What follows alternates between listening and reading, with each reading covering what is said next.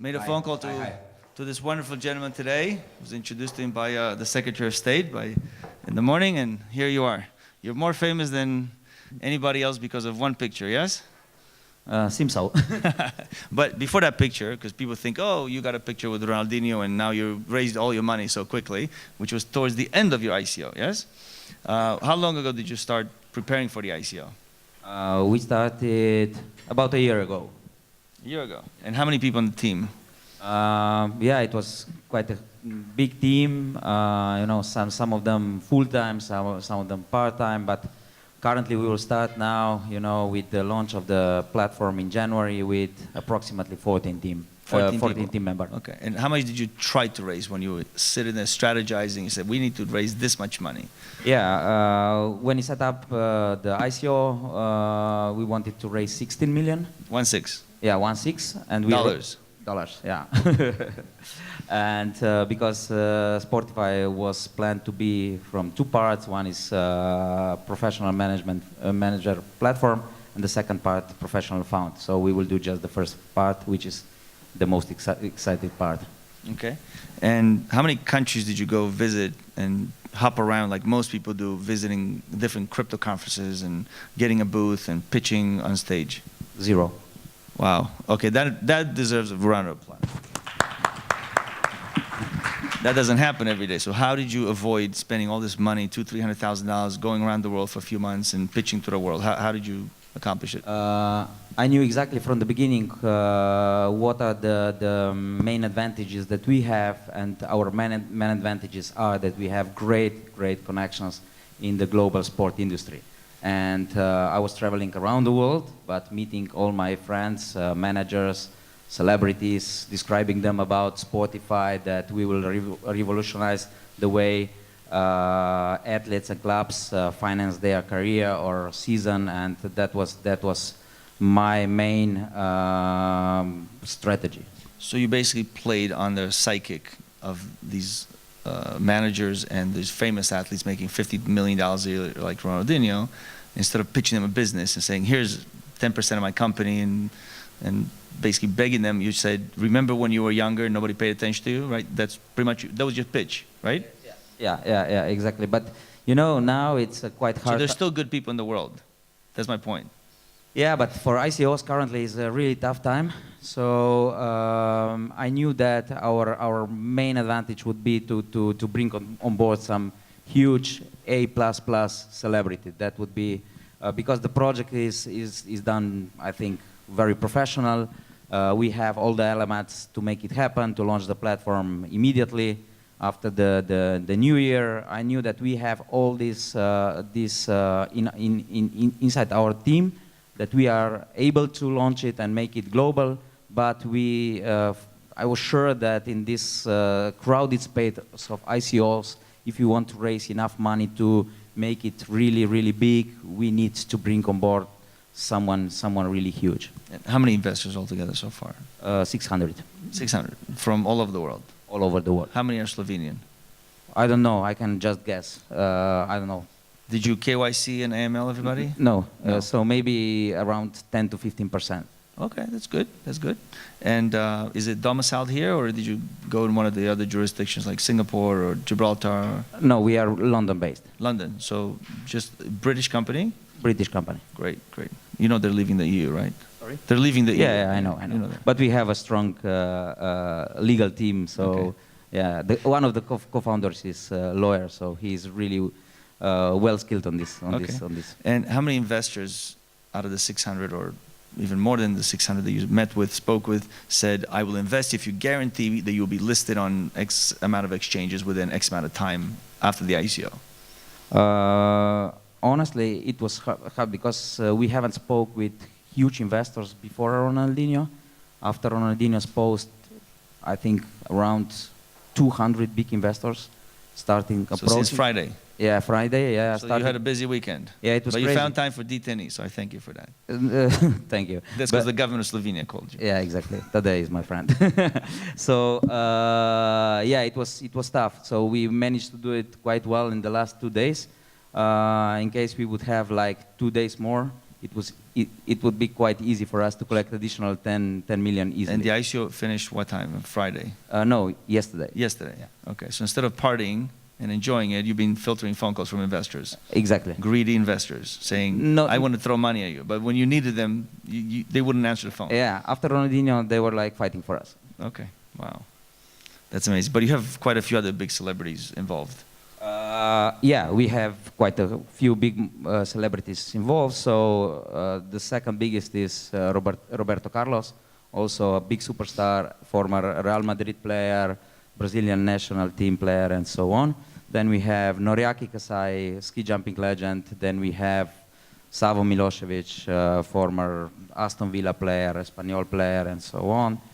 And a lot more. Also Slovenian superstars like Petar Preoc, Robert Kranjec. Yeah, don't forget your nationals. That's not nice. Yeah. Robert Kranjec, Jernej Damjan, who also won one ski jumping competition a few weeks ago. And a lot more, sorry. And how did you get Charlie Shrem to... yeah, Charlie Shrem was quite a tough... Everybody knows who Charlie Shrem is? Yes? Everybody? All right. Famous guy. Yeah, that was a connection from a friend of us from Slovenia who introduced us to Charlie. And yeah, now it's great because we are friends. He's helping us a lot. We are every day in talking to him. He's advising us a lot. And I really appreciate his help because he knows almost everything in this space. Well, everybody knows him, so it's easy to yeah, it's important to have him on board. And how fast before you get listed, and which exchanges you're already looking at? We finished our ICO yesterday, 2 p.m. We will be listed on HIT BTC in 2 minutes. So, ding, ding, ding. Let's ring the bell. And tomorrow, Livecoin and other exchanges are coming. Did you have those deals done before this famous guy took your laptop and decided to? Before. Before? Yeah. Okay, so how do you get exchanges to confirm that they will list you? Because everybody's struggling to get even a conversation with them a month after they finish the ICO. Yeah, so first of all, you need to have a great project, great team, great advisors, great connection. And yeah, that's it. So advisors and connections and being friendly with people that then owe you favors. Okay. And how many of your advisors really worked hard? Because a lot of people slap a lot of advisors on a half of them. Half of them. Okay, good. And did they all ask for a lot of tokens, or how are those negotiations? It depends. A lot of people make a mistake and they go to a famous person and say, here's 10% of tokens. Yeah. And that person is completely not motivated afterwards to do much. Yeah, it's very The more you pay an advisor in terms of here's tokens and a famous person who doesn't have time, the less they'll do for you. Yeah, it's like a gamble because it's a quite new space and you need to find the right advisor. And if you are confident and you know what you have in your hand, then you can negotiate and you don't need to give a lot of tokens. Okay, so you've seen a lot of people in the last 60, 90 days saying, oh, I'm going to extend it by 2 weeks, by a month, by a week. Sometimes they give good excuses, sometimes they just need more time. So you could have done the same, especially Friday. You learned about the picture, what, 24 hours before that? Thursday you learned about it? Yeah, Thursday evening. Right, and you were shaking and you're like... Yeah.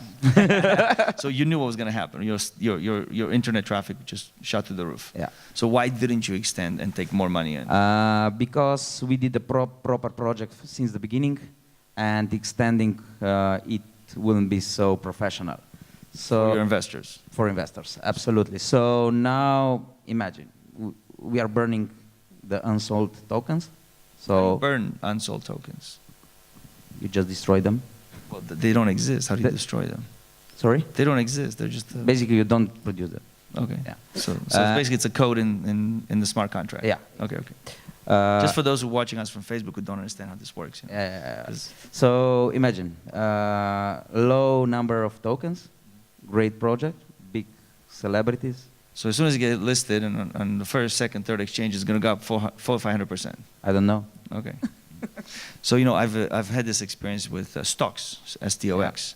Yeah. It was the most amazing email that came to me from their advisor and investor. His name is Amir.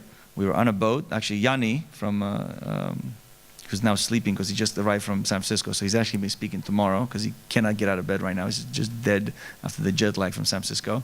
But we were on a catamaran from Ibiza, from one island to Ibiza. And he came to me and we talked. And then Amir followed up with me the next day with a really nice email about stocks. And they said they're going to raise 30 million. Half of it will go to you guys, the crypto hedge fund managers, at 50% bonus. And 50% will go to the crowd. And I said, okay. And it was the shortest due diligence. I read that email in 2 minutes. I forwarded it to my partners. We analyzed it. We got on the phone with them within a day or two, the management. And we spoke for an hour and 42 minutes. I'll never forget because I was late to a meeting by 42 minutes. And then maybe we spent another 2 hours talking to them. And then we invested. And then we got criticized that we invested in a deal where half of the tokens were taken in the pre-ICO by those of us that have more money than the little investors, so we were big time criticized.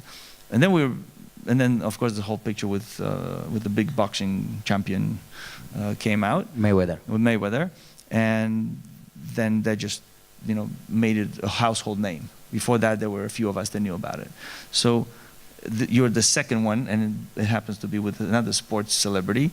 And a lot of people want that kind of guarantee during their ICO, right? And most of your Slovenian friends are saying he had it in his pocket, he waited at the last minute, and it wasn't the case, right? Absolutely not, because now I can speak publicly. I was already negotiating with Karim Benzema, and it was impossible to close the deal. Then with Marcelo, the also Real Madrid player, and the same. But as soon as I saw the picture, did they call you up and beg? No, but we have something on the same level as Ronaldinho in our pocket for the next few weeks. So. You mean you're gonna do a secondary ICO in 2 weeks from now? No, but we will just announce another big celebrity coming on board as ambassador. Okay.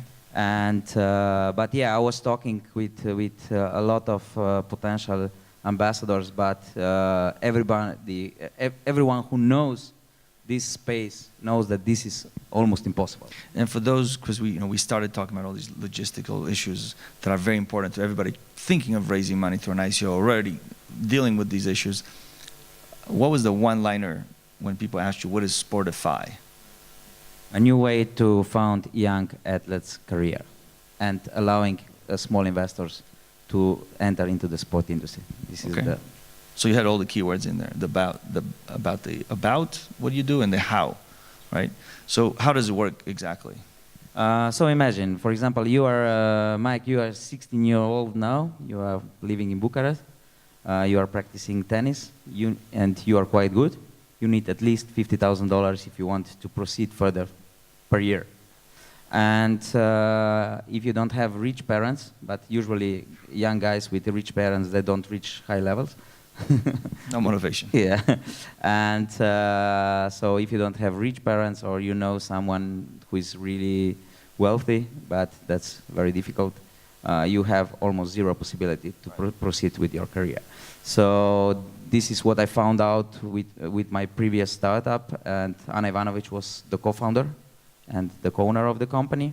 I met a lot of superstars like Andy Murray, Novak Djokovic, and all these guys, and all of them, they have the same story. They met a guy who threw in $100,000 or $200,000, and that was like winning a lottery.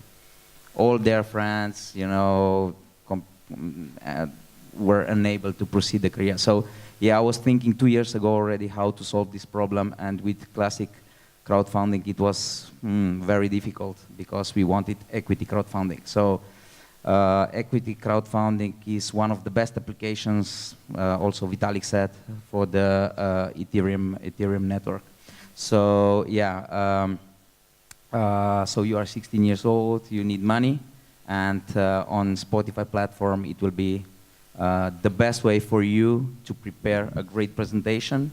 And for example, you give, let's say, 15% of your future earnings to your investors. Right. So it's anybody from any country and any sport. Exactly. Including chess. It depends, because we will select. That's a sport. Yeah, but let's see how it will develop. We will start with few sports. and then we will slowly open to everyone. And how much of it, feature-wise, do you have it developed already? More than 80%. Wow. And most people wanted to see it? Yeah, so we have a video with the platform and features and how it's working. So yeah, it's so for everybody else that has a dream this big as yours, right, to do good, to also become a celebrity as a business person out of it, but doesn't have the resources to take it to 80% done, what's your recommendation? Yeah, besides find a means to get there. Yeah, it's really difficult because even doing now the ICO, if you don't have a lot of money, it's almost impossible to do it. How much did you spend? Around 200,000 euros. Okay. Most of it marketing.